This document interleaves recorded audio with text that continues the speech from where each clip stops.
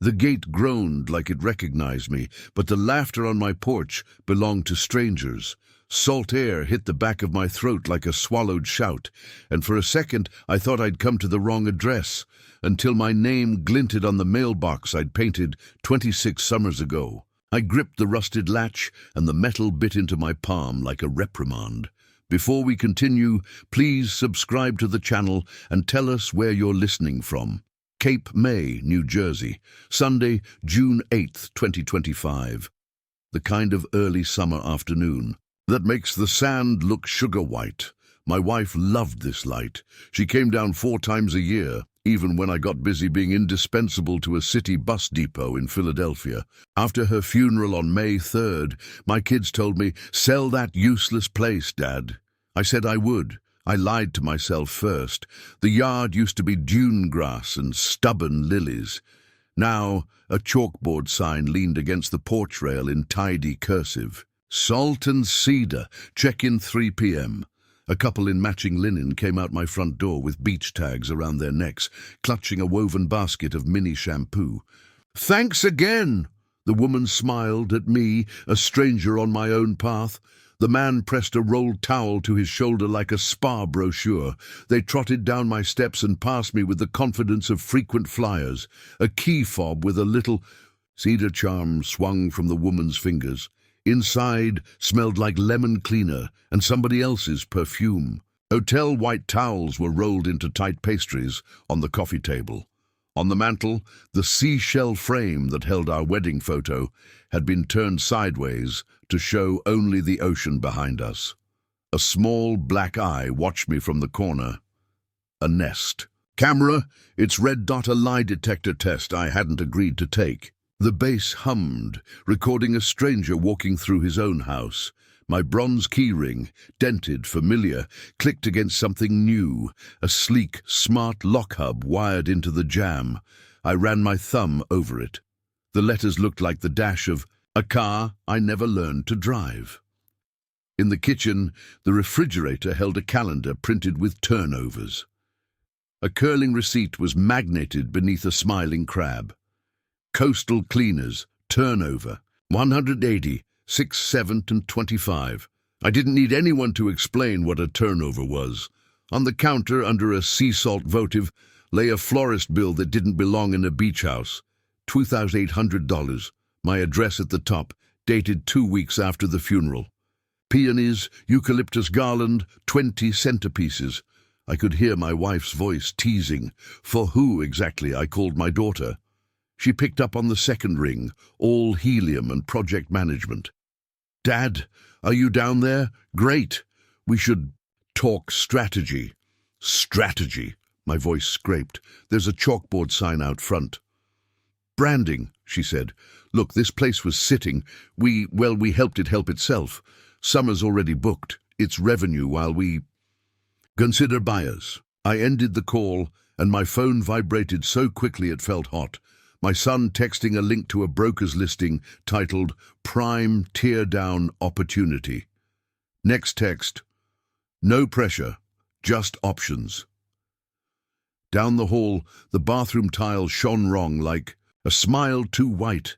Fresh paint covered old caulk, but didn't hide the smell of damp wood. At the ceiling's edge, an attic pull hung with a thin ribbon, blue, the exact shade of the hair tie my wife kept on her wrist. I tugged it just enough to hear the ladder creak, then let it be.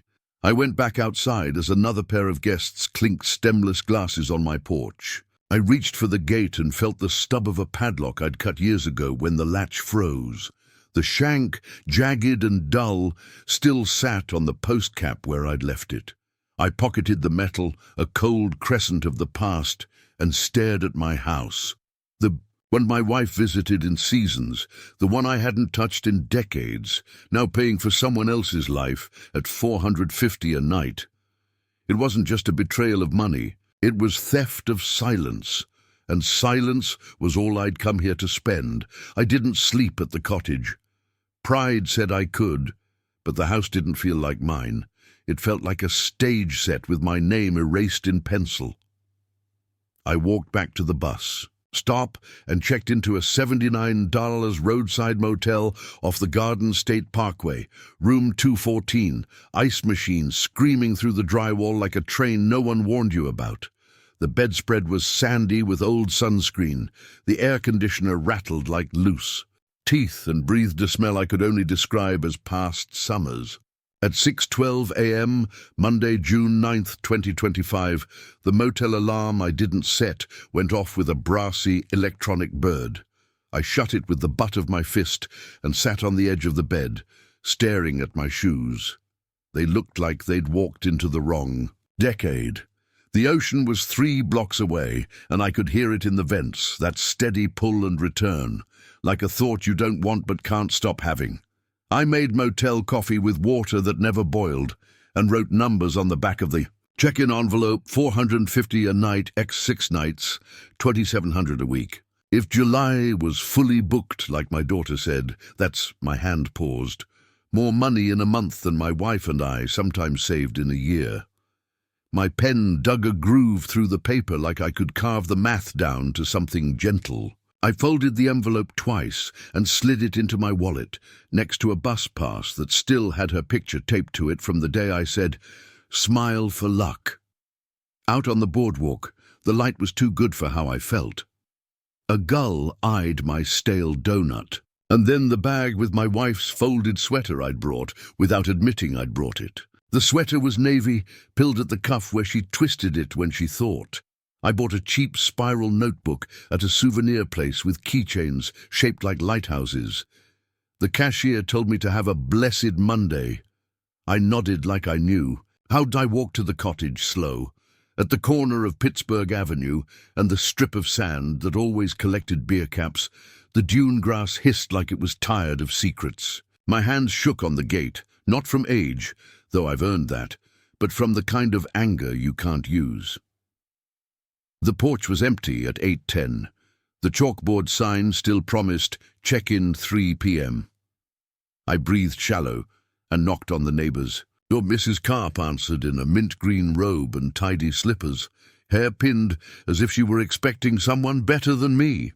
"Oh," she said, and her face changed to the face people make at funerals when they see the person who's lost the most. "Come in, Mr. Hill." It took me a second to remember I was Mr. Hill. Her kitchen smelled like cinnamon toast. On the table lay a small, battered pocket calendar with a kitten on the cover and, God bless neat people, pencil lines that could hold a bridge. "Your wife kept this place alive," she said. "She'd stop at my stoop with a carton of milk because she never liked to arrive empty-handed." She tapped the calendar. "You want to know about that noise complaint?" She didn't wait for me to say yes. She flipped to May and June, tapping dates. May 24th, June 1st, June 7th. "Arrivals," she said. "Sometimes they didn't arrive until near midnight. License plates." She turned the book and I saw tiny notations. PA, NJ, 1NY with a heart. "I am not a snoop," she added. "I am a widow who likes to sleep. Your wife was kind to me. I pay attention when kindness goes missing." I swallowed, because kindness had been the entire economy of that house. "Did you ever meet the owners?" I asked, and the word owners felt like a fishbone. The cleaning girl said the owners were the kids. That's what she said with the quotes, like the kids was a brand. She made the quotes in the air with fingers that had sorted a lot of laundry and probably caught a lot of falling glasses. A pretty girl with navy on her fingers, like she'd been stamping something. I saw the forged consent form in my head, the way the signature leaned left. My wife's signature slanted right, stubborn as a bowline knot. The smell of lemon cleaner came back to me like a slap. I asked if I could take a photograph of her calendar, and she said yes, as if she'd been waiting to be asked. I held my flip phone over the page, my hands steadying as the little shutter sound clicked. Concrete, verifiable, a thing you could place on a desk without shame. Back in my cottage, I stood in the kitchen that wasn't mine and opened the junk drawer. My wife used to keep rubber bands and twist ties there, the good ones she rescued from bread bags. There were new drawer organizers now, plastic and white, but in the back I found something she would have smuggled into any century, a postcard, the glossy type, written in her tight nurse's handwriting. April 12th, 2025. A watercolor gull with a stern look. On the back, gulls are bossy as ever. Attic sticks, bring oil next time. L. I held the card to my face like it might still smell like the peppermint gum she chewed. Next time, I said out loud to a house that wasn't listening. At noon, I called my son. He sent a thumbs-up emoji I could feel landing like a shrug. Then a second message. Can't talk, Demo RN. Proud of you for getting down there. Proud, like I'd made varsity grief. My daughter left a voice note at 12:07, the time stamped on my screen like a receipt. Dad, we've already got July fully booked. Please don't overthink this. It's better for everyone if the place pays for itself until we decide. Decide. The way young people put soft words on hard intentions. I sat on the bottom step and pressed my fingers to the attic cord. A whisper of blue ribbon brushed my knuckles. I thought of the last time my wife and I fought, if you could call it that. She wanted me to come down for Labor Day 2 years ago. I told her I couldn't. She said, you can't or you won't. I said both. She said, one day you'll wish you had a place that remembers you by more than your absence. I said, something about overtime that would embarrass me to repeat. She kissed my cheek and went alone, and the house remembered her. I didn't pull the cord. Not yet. Any move I made had to be the kind of move that didn't need a second draft. If I raged, they'd call me erratic. If I tore down the chalkboard, they'd frame it as sabotage. If I removed the nest and threw it in the ocean, they'd post a clip with a caption about elder stubbornness and go viral. I had to be dull about this. Dull like a ledger, dull like a lockbox key. Dull wins courtrooms. So I opened the cheap spiral notebook and wrote 3 words on the first page, big as a prayer: document, freeze, notify. Under that, I wrote dates: May 3rd, funeral; June 8th, arrival; June 9th, calendar photos. Then I started a list called Proof I Can Hold in a Hand, Deed 1999, Tax Bill 2024, Neighbor's Pocket Calendar, June, photographed. Chalkboard sign, Salt and Cedar, check-in 3 p.m, written exactly that way. Receipt on fridge. Coastal Cleaners, $186,725. Florist bill, $2,800, dated 2 weeks after funeral. Nest cam present, red light, bass humming. Smart lock hub installed, brand model TBD. My handwriting grew calmer as the list grew longer. I walked the rooms once more at 2:40 p.m, the hour you can feel the day tip into whatever it's going to be. On the mantel, the seashell frame still showed a sliver of blue where our faces should have been. I turned it back just enough to see us, younger and private. I whispered, I'm sorry, and meant it for every summer I let the city talk me out of a train ticket. Then I set the frame as it was, because moving it would be an argument I wasn't ready to have. On my way out, I picked up the florist bill, folded it twice, and slid it into the notebook's back pocket like a talisman. The porch boards creaked under my weight, a sound I knew better than my own blood pressure. I pulled the gate closed and felt the empty space where the padlock had been, the shank in my pocket pressed against my thigh, a crescent moon of a decision. I hadn't made yet. I didn't have a plan, not really. What I had was a choice, paper or shouting. I'd done my share of shouting in garages and depots and at TV remotes that never listened. Paper, I decided, because paper has a memory, and memory is what they'd tried to rent out from under me. I walked back toward the parkway, holding the notebook like a passport, and promised the house I'd come back with someone who spoke paper better than I did. Someone who would make the math tell the truth. The next morning, June 11th, the air in Cape May felt thick enough to chew. I woke before sunrise at the motel and stared at the cheap blinds glowing orange. I'd slept maybe 3 hours. My wife used to say, "When you can't sleep, make lists." So I did. A page for questions. Who's getting the money? Whose name's on the permits? What's the platform? Another page for proof I still needed. By 8, I was standing in front of City Hall, a squat brick building with flags that snapped in the wind like they were impatient. I didn't make an appointment. I didn't need one. Old men with folders don't get turned away. They just get pitied. Inside, fluorescent lights hummed like bees. I told the clerk at the code desk my name, my address, and that I wanted to check any permits filed in the last year for my property on Dune Road. She typed with 2 fingers, looked at the screen, then called over Officer Diaz.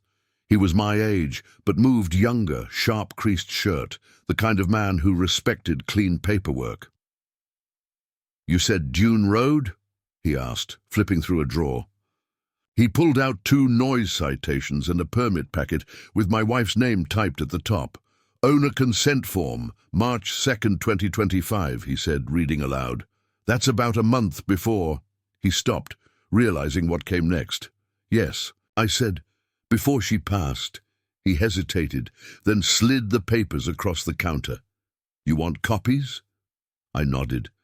The signature on the form leaned left against her habit. My wife's handwriting always tilted right, stubborn as a weed growing toward the sun. This one leaned like it was tired of pretending. Diaz squinted. "You know, that's odd.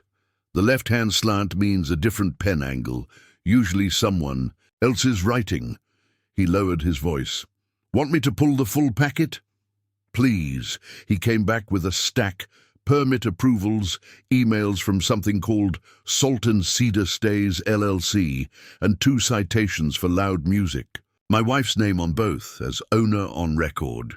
I thanked him, paid the $2 copy fee, and tucked everything into a manila envelope I'd labeled Evidence 1. When I stepped back into the sun, it felt heavier than when I'd gone in. Next. Stop. The bank branch on Lafayette Street. A young clerk in a blue scarf clicked at her terminal.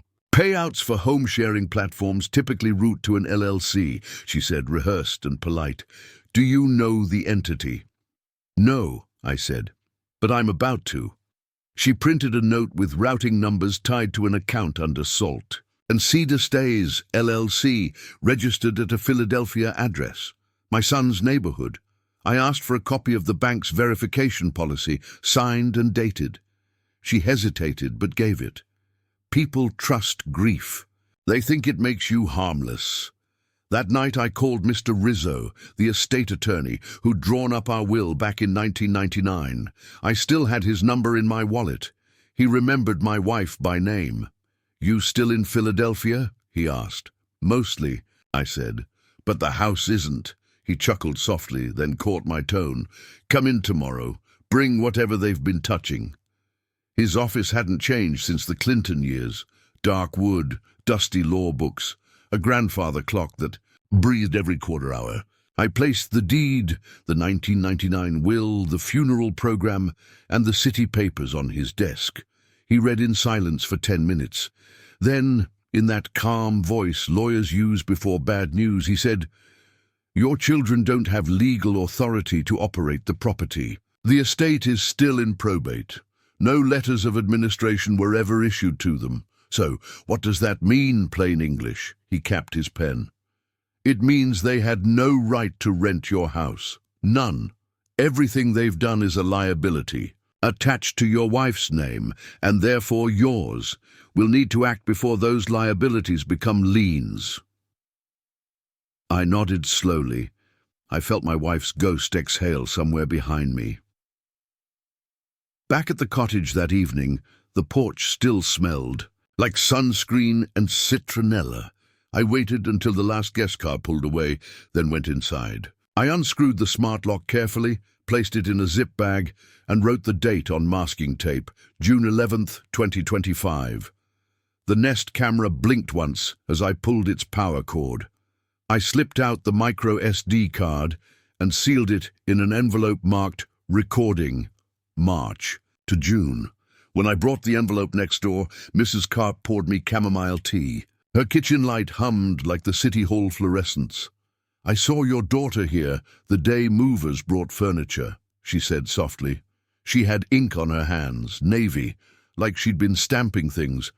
Told me they were rebranding. She frowned. I didn't know grief had a brand. I smiled, just a little. Neither did I. That night back at the motel, I opened my notebook again and drew 3 columns. In hand, to get, next step. Under, in hand, I listed deed, tax bill, noise citations, permit copy, consent form, smart.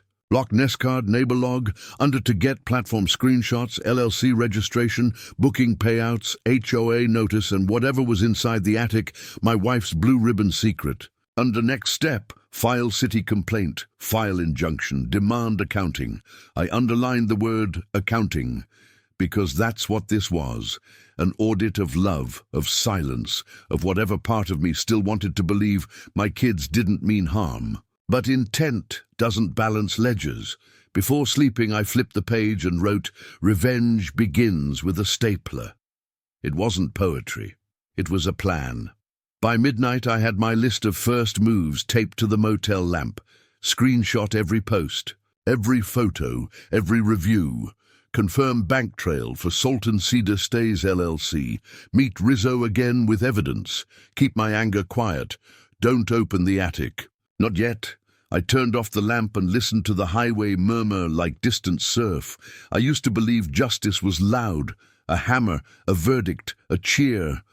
But that night I realized real justice starts in silence, under bad lighting, with a man writing, alone in a motel room, stapler on the nightstand like a weapon he actually knows how to use.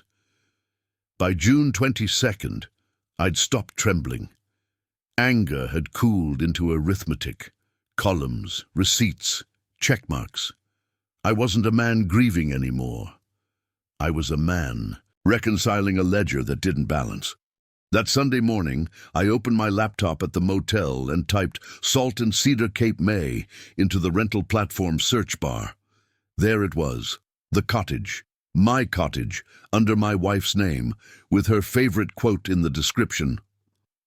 The tide teaches patience. My kids hadn't even bothered to change that. The listing bragged, owner-approved legacy cottage since 1999, 5-star reviews, managed by Salt and Cedar Stays. I clicked through the gallery. They'd staged it like a boutique AD. My wife's quilt folded at the end of the bed. Her ceramic bowls stacked with lemons, our seashell frame turned sideways so our faces didn't show. Just the blue behind us. I scrolled to the booking calendar, solid blue through July. $450. A night, minimum 3 nights. I printed everything, screenshots, payout policies, calendar cancellation rules, and the Friday deposit cycle showing funds routed to an LLC bank account. Proof of income, proof of ownership misused. I stapled them in order and labeled the stack Exhibit 1, the sale of my grief. At noon, I met Rizzo in his office again. His tie looked like it had seen more depositions than weddings. "This is more than a family dispute," he said, flipping through my printouts. "They're operating a commercial entity off your estate. That's unjust enrichment and potential fraud." He called his paralegal, a sharp woman named Maria, and handed her my pages. She traced the routing information with a highlighter, cross-referencing it against a public record database. 10 minutes later, she looked up and said, "The LLC address is a loft apartment in Fishtown, Philadelphia. Registered August 4th, 2024, by one Evan Hill." My son, I stared at the date. August, 9 months before my wife died. He'd been planning this while she was still dusting the porch rail. Rizzo leaned back.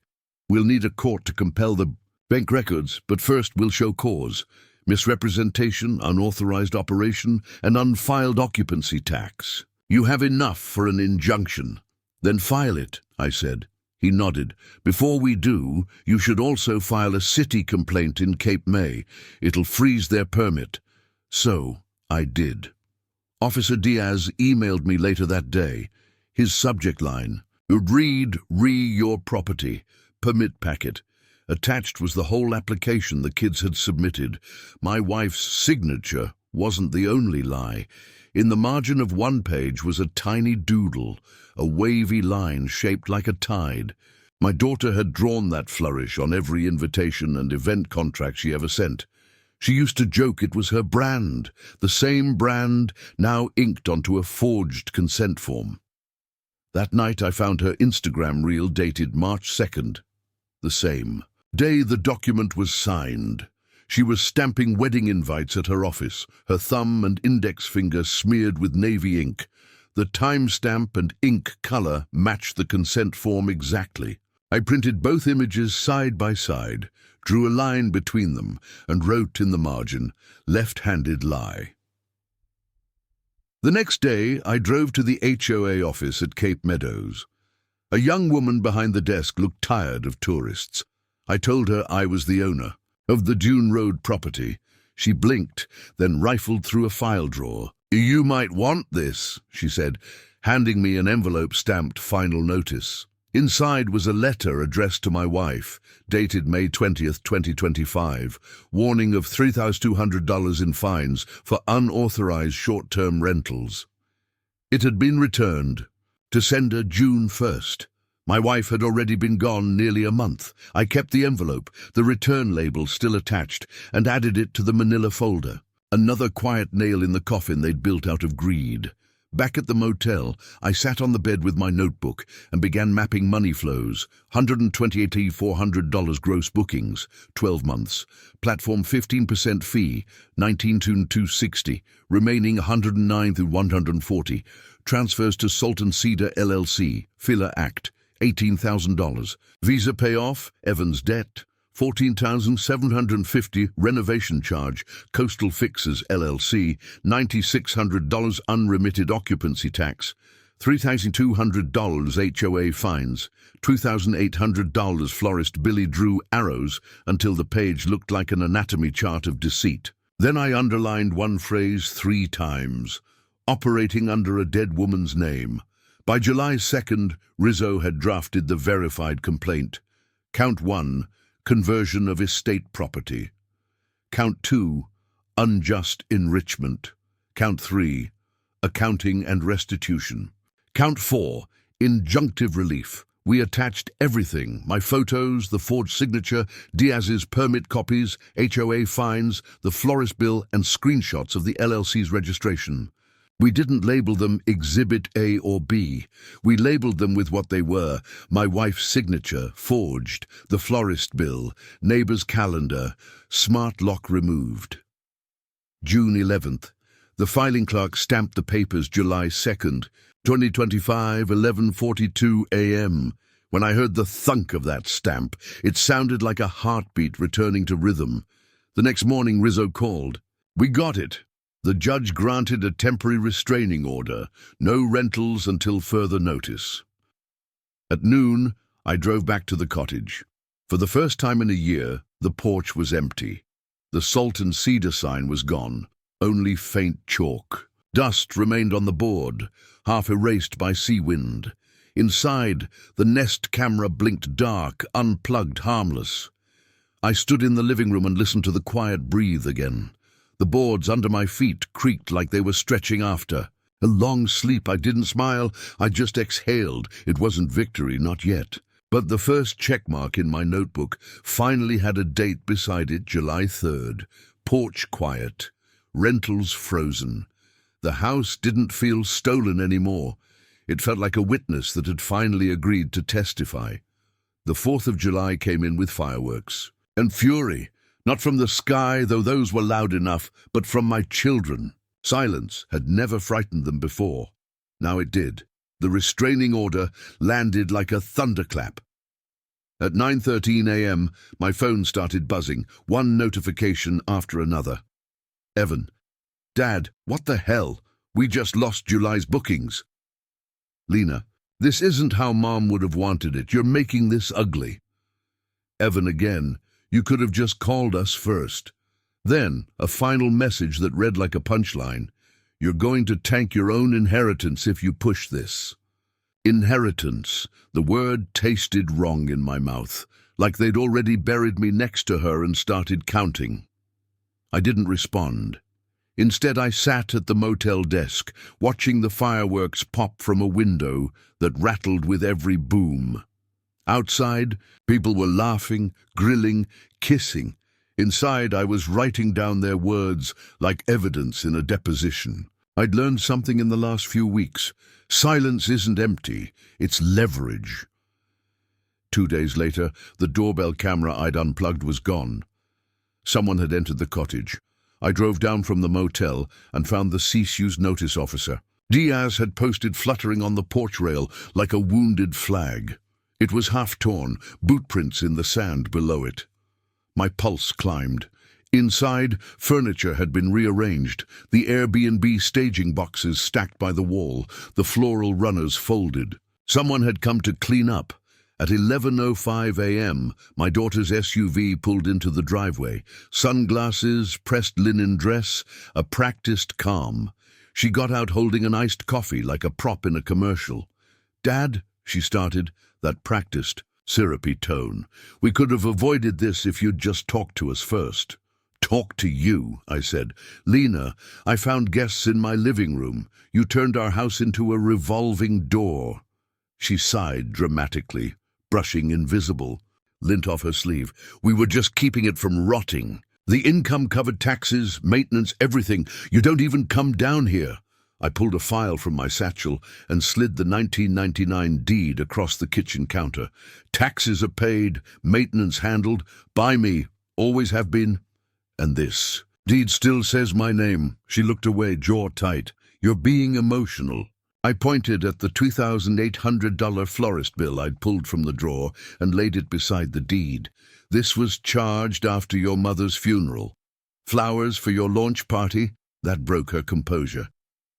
"That was for marketing," she said, voice rising. "We were building something. Mom would have filed her taxes," I interrupted, "and she'd have told you that branding doesn't excuse forgery." The silence between us snapped tight as wire. Then she reached for the nest base on the mantel, found it empty, and went still. "Where's the SD card?" "Safe," I said, "where you can't edit it." Her jaw trembled. She muttered something about Dad's losing it, and swept past me. Outside, she slammed her door hard enough to shake the porch. I waited until the dust settled, then sat down on the bottom stair. Mrs. Karp was watching from her porch, watering can in hand. She didn't wave, but her eyes said she'd seen everything. Maybe she'd write it down in that pocket calendar of hers. I hoped she would. At sunset, the fireworks started again, red reflections flashing against the cottage windows. Diaz came by just after dark to repost the cease-use notice, this time with his signature at the bottom. "People think old houses keep secrets," he said, nailing it to the post, "but it's always people." That night, after the noise died, I stood in the kitchen and looked up at the attic cord. The blue ribbon swayed slightly in the draft, my wife's touch frozen in time. I reached up, pulled gently, and the ladder creaked down like a sigh. The air smelled of cedar and dust, our kind of quiet. Up there, under a tarp, sat a small cedar, box tied with the same blue ribbon. My hands shook as I untied it. Inside, letters, bills, receipts, and one envelope addressed in her handwriting. "To my husband. Open only when you're ready." I sat cross-legged under the low beam and opened it carefully. The paper smelled faintly of lavender. April 18th, 2025. If you're reading this, it means the tide has done what tides do. Pulled one of us away. I kept the cottage because it's the only place where silence still feels like prayer. If the children treat it like a cash drawer, Rizzo has another envelope that explains everything. Use it if you must. But promise me, don't let bitterness be the landlord of your heart. Her words hit harder than any courtroom verdict ever could. I pressed the page to my chest and stayed like that until dawn painted the floorboards pale gold. Before leaving, I circled a word in my ledger. Motive. Not mine, theirs. My wife's warning became my direction. I wasn't going to fight them like enemies. I was going to expose them like math. By morning, the plan was clear. Rizzo would move forward with the injunction. Diaz would monitor compliance. I'd prepare every page, every signature, every false smile for the September 19th hearing. And somewhere between the rust of the gate and the weight of her letter, I realized something simple. Revenge wasn't the opposite of grief. It was just grief with proof. By August, Cape May had that wet heat feeling where the air itself seems to argue with you. The boardwalk crowds thinned out during the week, but my days were packed tighter than any summer weekend. Every morning, I met Rizzo in his office, sorting through statements, subpoenas, and the thin kind of evidence that only looks small until a judge sees it.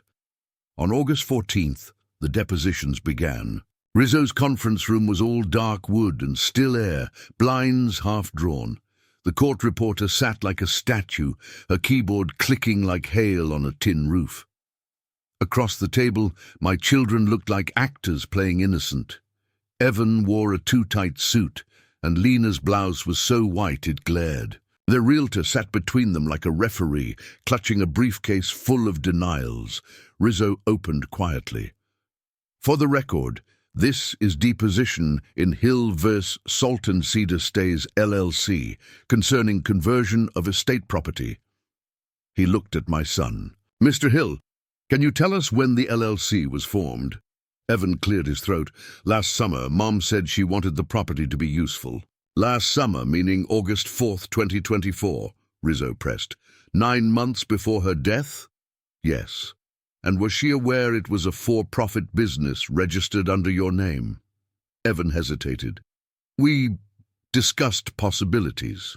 I leaned forward. She didn't sign any of those papers, did she? He blinked, throat tight. She trusted us. Trust.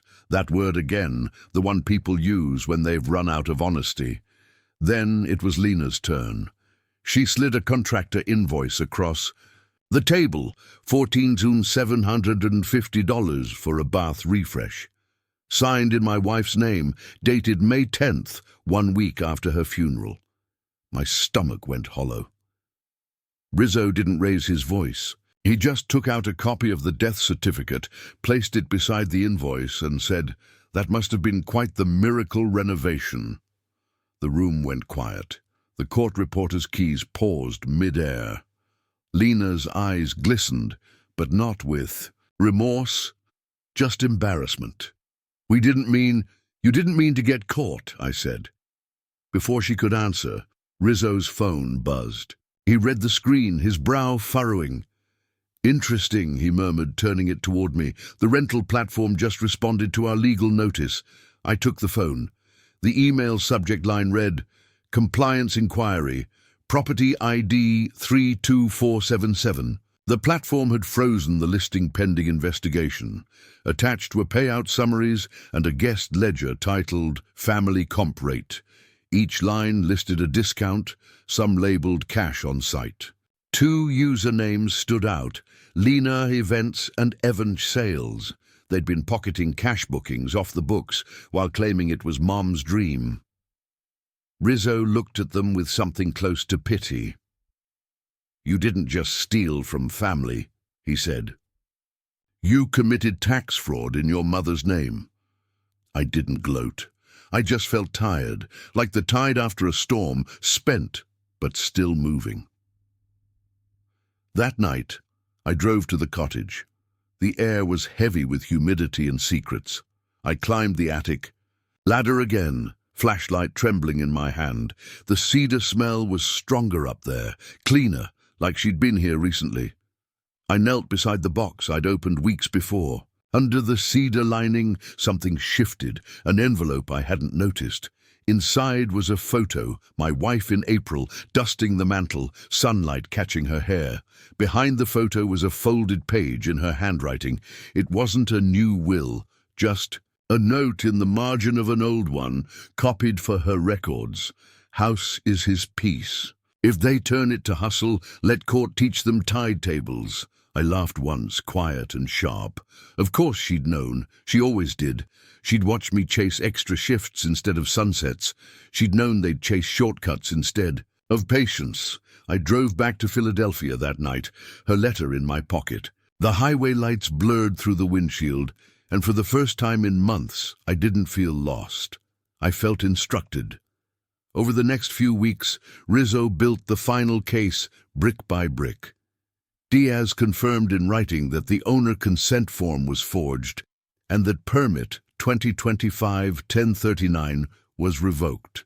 The HOA sent me updated fines and a clean ledger of $200 satisfied in full after the injunction. The platform forwarded guest communications and payout logs totaling $128,400 in unreported revenue. Each number was a confession in its own handwriting. When September came, I had everything labeled in neat folders. Deed, invoices, permit, platform records, death certificate, florist bill, letter. Each tab a truth waiting to breathe. The twist wasn't just that they'd been caught. It was that my wife had already built the map for me to find them. Her handwriting had become the compass of my revenge.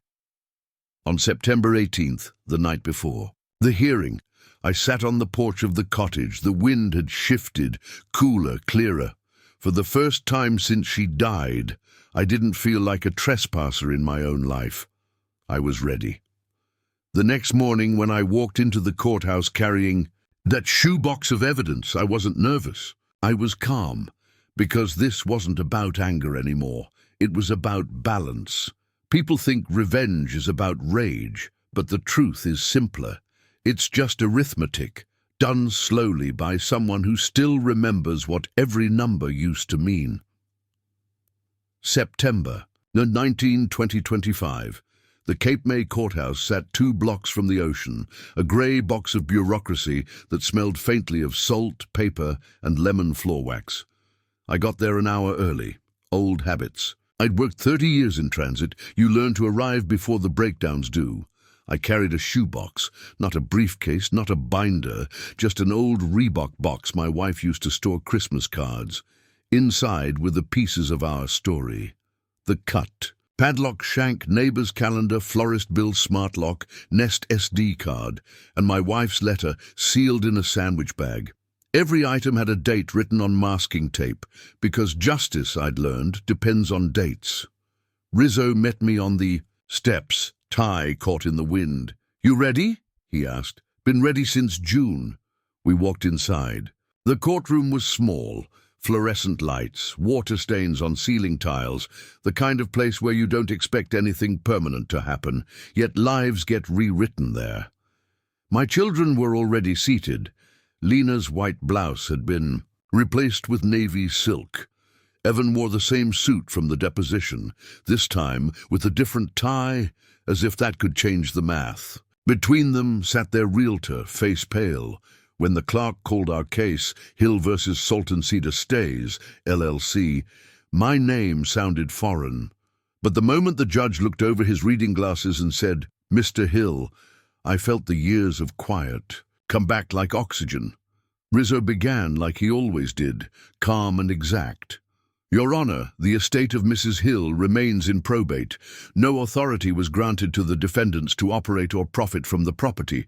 What began as a sentimental home became, without consent, a commercial business grossing over $128,000 under a deceased woman's name." He placed the first document on the evidence table, the owner consent form, with my wife's left-leaning forged signature. Then the Instagram post. Lena, March 2nd, same day, navy ink on her fingers. Then the HOA fine letter, stamped May 20th, returned unopened. Each page made a sound like a heartbeat when it hit the wood. Diaz testified next. He stood straight, uniform, crisp. The permit application was submitted March 3rd, 2025. I reviewed it myself. Signature didn't match prior city files, but given the volume of applications, we processed it. Upon later inspection, I confirmed the inconsistency. He pointed to the line on the page. "This slant here, left, Mrs. Hill's authentic. Signature leaned right. For me, that was enough to void the permit. Rizzo nodded. And the operator of record? Sultan Cedar Stays, LLC. Registered to the defendant, Evan Hill. Evan's lawyer cleared his throat. My client acted in good faith, under the assumption his mother wished to generate income from the property. Diaz cut him off. Then your client should have filed taxes. None were paid. The judge raised a brow. Noted. Then came Mrs. Karp.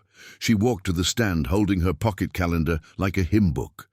The courtroom hushed when she flipped the kitten-covered cover and read her notes aloud. May 24th, 11:30 p.m. Loud music, silver car, PA plates. June 1st, 9:10 p.m. Couple with cooler, NJ plates. June 7th, noise until 1 a.m. Rizzo smiled kindly. Mrs. Karp, why did you record all that? She shrugged. Because, Your Honor, I'm a widow who likes to sleep, and I remember who was unkind to me. Her voice cracked on kind.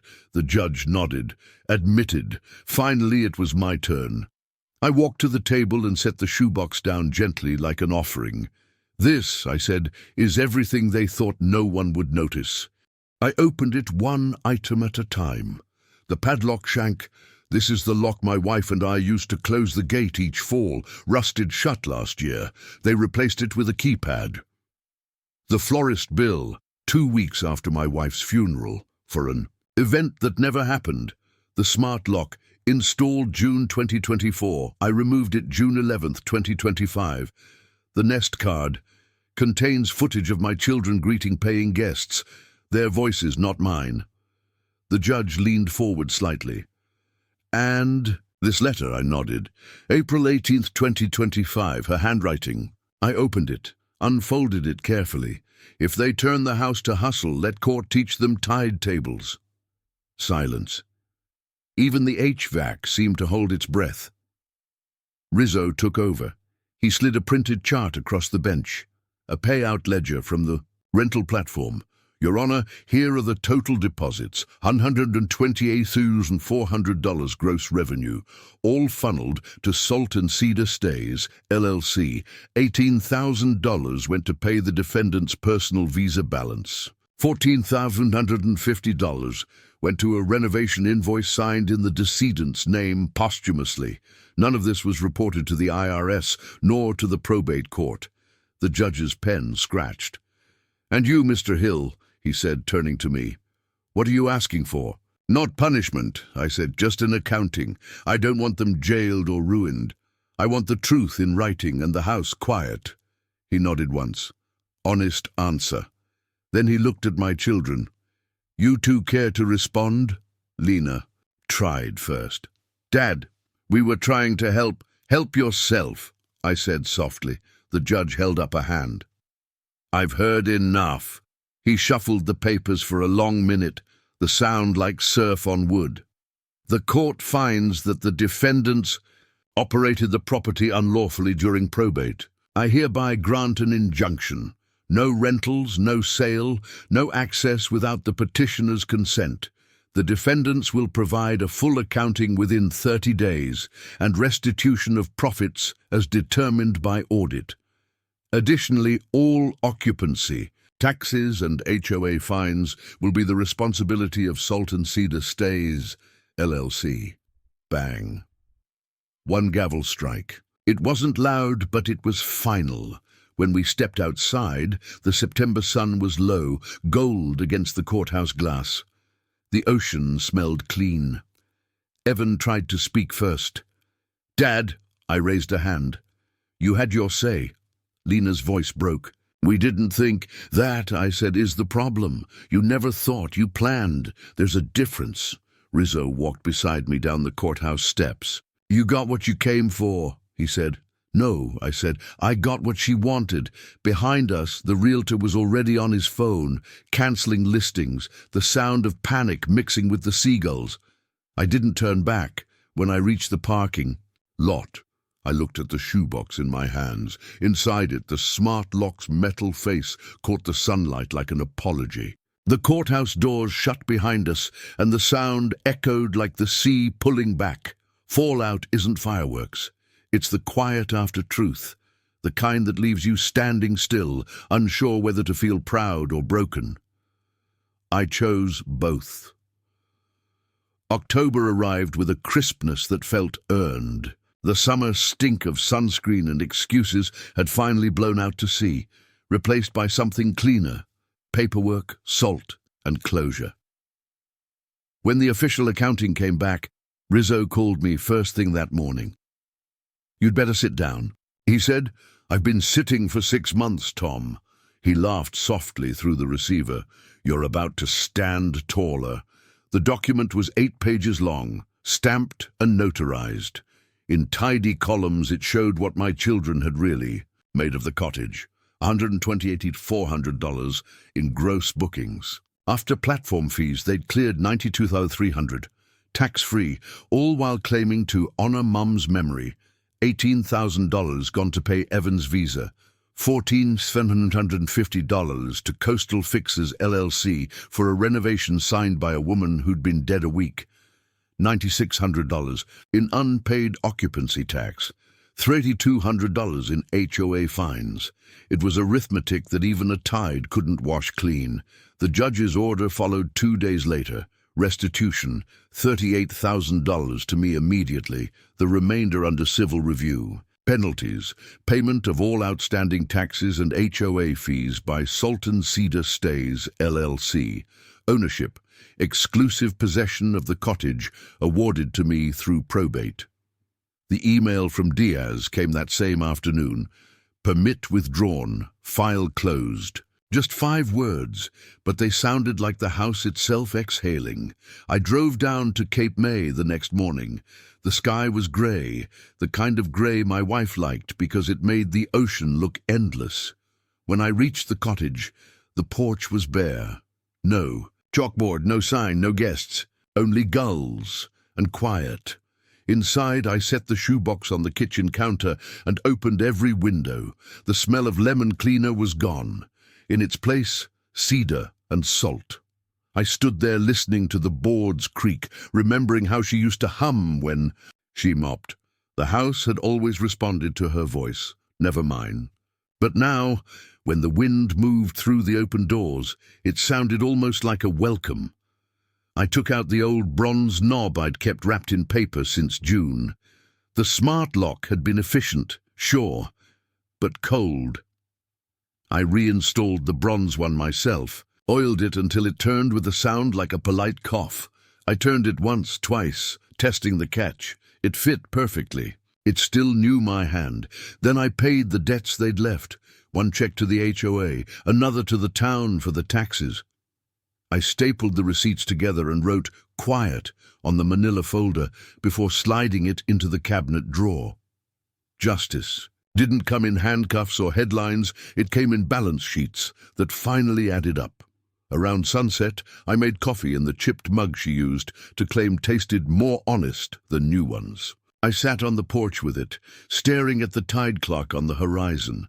For the first time in months, the porch wasn't a stage. It was just wood under my feet. My phone buzzed, an email notification from Rizzo. The subject line, "Case closed." I didn't open it right away. I didn't need to. Some words don't have to be reread to be believed. Instead, I walked down the sand path to the edge of the dunes, where the seagrass bowed under the wind. The air smelled like rust and salt, and something that felt like peace.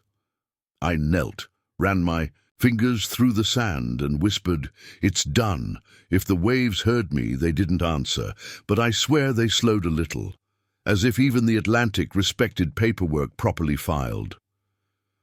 That night, I left the Nest camera unplugged. On the mantel beside my wife's photo turned upright again, I didn't need surveillance anymore. I had something better, quiet proof, honest air. People think justice is loud, but it isn't. It's the sound of a lock turning easily in your hand. It's the paper in your drawer that says you were right all along. Justice didn't give me my wife back. It gave me her language again, the language of order, of earned peace. When I finally went to bed, the ocean outside was counting seconds against the bulkhead, steady as breathing. And for the first time since she died, I matched it. The house felt different in October. Not new, just honest. The kind of quiet that doesn't accuse you anymore. The court had said its piece. The papers were signed. The money had started trickling back. But what I noticed most wasn't the restitution, it was the rhythm. The cottage had gone back to breathing in time with the tide. I sat on the back steps that first Friday, the same ones my wife used to scrub with lemon water every spring, a mug of black coffee, her handwriting in my lap. I reread her letter for, maybe the 50th time. Don't let bitterness be the landlord of your heart. I thought I'd understand those words when I'd won. Turns out they only made sense after I stopped needing to.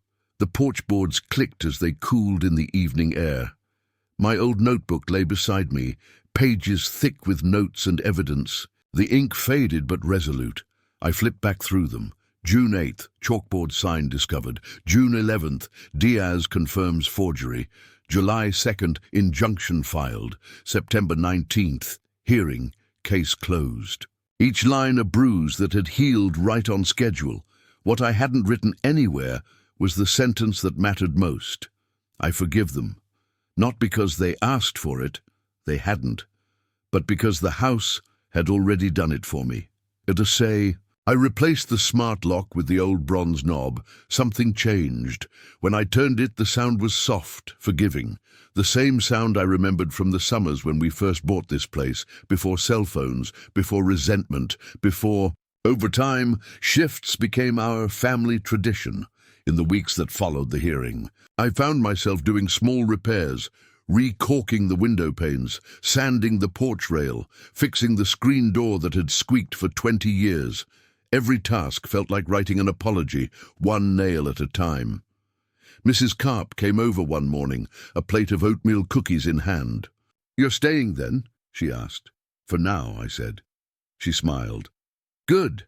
The gulls have been too quiet without someone arguing with them." That made me laugh. The first honest laugh I'd had in months. I spent the rest of the week sorting through drawers, deciding what to keep and what to let go. I found a photo of the kids when they were small, sand stuck to their legs, both holding shells to their ears like telephones.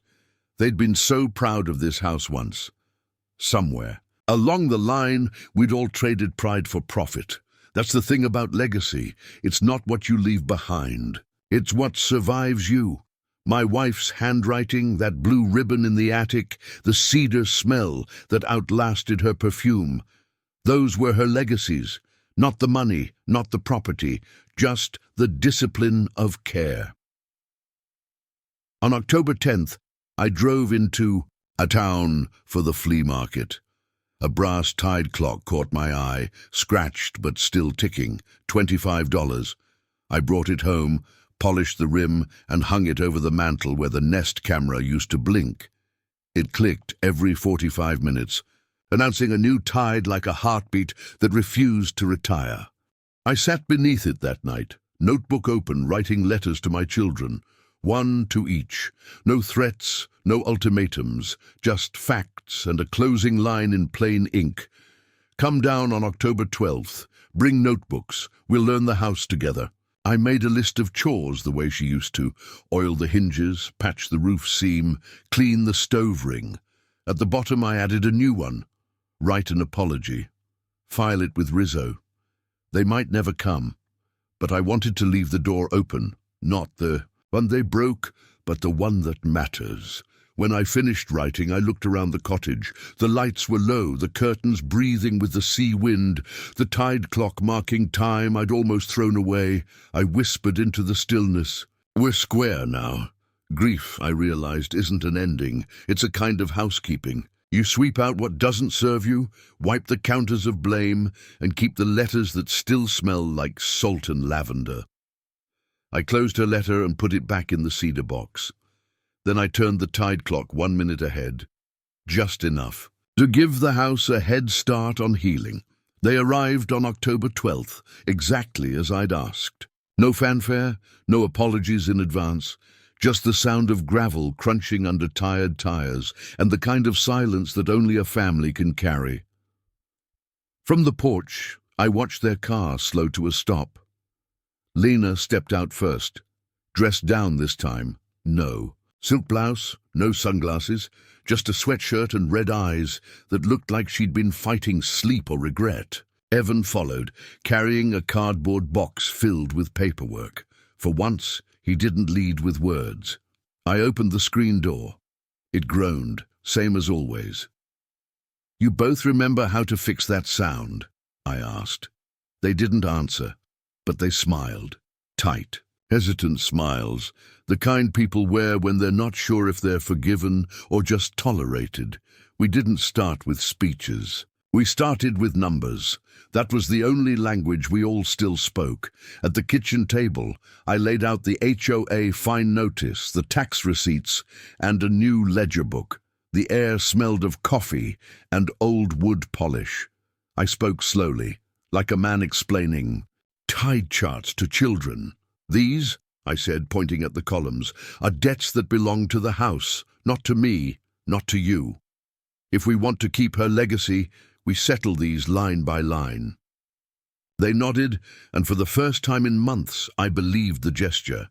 Lena unfolded the florist bill, $2,800, still crisp, still obscene.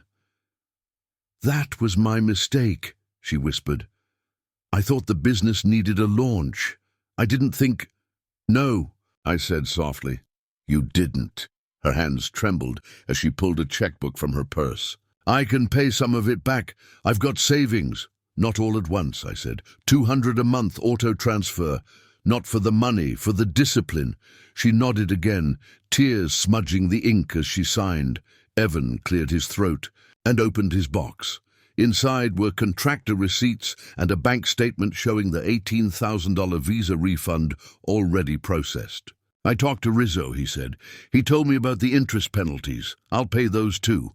I leaned back, watching him. "Do you know what hurt most, son? It wasn't the money. It was how easy you made it look. Turning something we built by hand into an ATM." He dropped his gaze. I thought I was fixing things. "Then fix this," I said, sliding the ledger toward him. "Start the next column." For an hour we worked. No shouting, no accusations, just pencils, figures, and the smell of old cedar. The math had turned from weapon to bridge. Around noon, I stood up and said, "Come outside. There's something you should both see." On the porch, I showed them the attic key with the blue ribbon. I climbed first. They followed. The attic was brighter than I remembered, sunlight sliding through cracks in the wood. I opened the cedar box and handed them their mother's letter. They read in silence. Her handwriting stopped them mid-breath, like a hymn. When they finished, Lena wiped her cheeks. "She really wrote this for us." "She wrote it for whoever forgot what peace costs," I said. We stood there for a long time, the three of us, breathing the same air she'd once dusted with lavender oil. It felt like church. Not the kind with pews, but the kind that reminds you how small you are next to forgiveness. Afterward, we went back downstairs. Evan found the broken screen door spring and began fixing it without being asked. Lena swept the porch, her movements slow but certain. By sunset, the place looked almost like it had 20 years ago, ordinary, honest, alive. When it got dark, they packed their things. On the way to the car, Lena turned. "Are we welcome back?" I looked at the cottage behind me, the old bronze knob catching moonlight like memory. "When you come to visit, not to profit," I said. "Then yes." They nodded, and for the first time I didn't see them as defendants or strangers. I saw my children again. After they drove off, I stayed on the porch. The tide clock ticked softly inside, steady as a heartbeat. The house wasn't revenge anymore. It was boundary, rebuilt. Justice had done its job. Now, peace would take over, I whispered to the wind. The same way I used to talk to her when she left early for the shore. It's all balanced now. Sometimes justice sounds like a judge, and sometimes it just sounds like a clean hinge. 2 weeks later, I heard the mailbox clang against the post, a sound that used to mean bills or bad news. This time it was a glossy envelope, heavy stock, embossed in gold. Premium coastal developers, cash offers above market. Inside was a letter that called me Dear Property Owner instead of by name. It promised to relieve me of maintenance, headaches, and offered a stress-free sale at $1.3 million. I laughed so hard I startled the gulls. After all those months of legal knots and quiet reckonings, some stranger thought peace was something I'd trade for cash. I folded the offer neatly, fed it to the wood stove, and watched the flame curl around the paper like a tongue savoring irony. The heat was brief, but honest. That night, I listed the cottage. Not for sale, but for winter volunteers. I wrote, "The ad myself on the community board at the Cape May post office. Small shore cottage open to writers, veterans, and anyone who needs quiet. Payment in soup or stories. Leave the gate as you found it." By November, 3 people had written back. A teacher from Trenton, a widower from Delaware, and a young man who said he'd lost his father last year and wanted to hear what silence sounds like. The porch started to fill again. But this time with laughter that didn't cost anything. We'd sit by the railing with chipped mugs, passing thermoses of coffee, and I'd tell them about the tides, about how my wife measured life by how high the water reached on the dock posts each season. Every Wednesday night, we held what they called the tide table, a small circle where each person shared something they were learning to let go of. I read my wife's letter aloud once, not as evidence but as scripture. The line about not letting bitterness be the landlord of your heart hit every person there like it was addressed to them. Maybe it was. On a grey November morning I heard a knock. When I opened the door, Mrs. Carp stood there with her pocket calendar, the same kitten cover she'd carried through everything. "I need you to sign today," she said, holding it out. "For what?" I asked. "So I remember who kept the quiet," she said. I smiled and signed my name. My handwriting tilted right, like my wife's. Funny thing, my signature had leaned left for years from hurry and habit. Somewhere between grief and justice, it had straightened out again. That evening, I walked down to the beach. The sky was pewter, the kind of sky that could only be painted by a season ready to rest. The ocean was calm, its pulse steady as if it too had settled its accounts. I stood barefoot where the surf met the sand, and I realized that every document, every receipt, every gavel strike had been just waves, loud, temporary. What remained was the shoreline, honest, enduring mine. Back at the cottage, I hung the blue ribbon inside the pantry door, where only I'd see it when reaching for coffee or sugar. It wasn't a trophy. It was a bookmark, a reminder that love and discipline share the same handwriting. Before bed, I looked around the living room, the bronze knob gleaming on the door, the tide clock ticking above the mantel, the shoebox of evidence tucked quietly under the stairs. I didn't burn it. I didn't need to. Some stories belong to the record, not to the flame. Outside, the wind shifted north, winter coming. I poured the last of my coffee and said the line that had followed me through this whole reckoning. "You didn't lose me. You tried to pawn me. I stayed because I'm not for sale." The stove hissed. The ocean murmured beyond the dunes, and for the first time in 26 years, the house didn't feel like it remembered me. It felt like it knew me again. Justice had turned into something quieter, humbler, stronger than revenge, a home that no longer needed witnesses, only caretakers. I turned off the lights, left the door unlocked, and let the tide keep time for us both.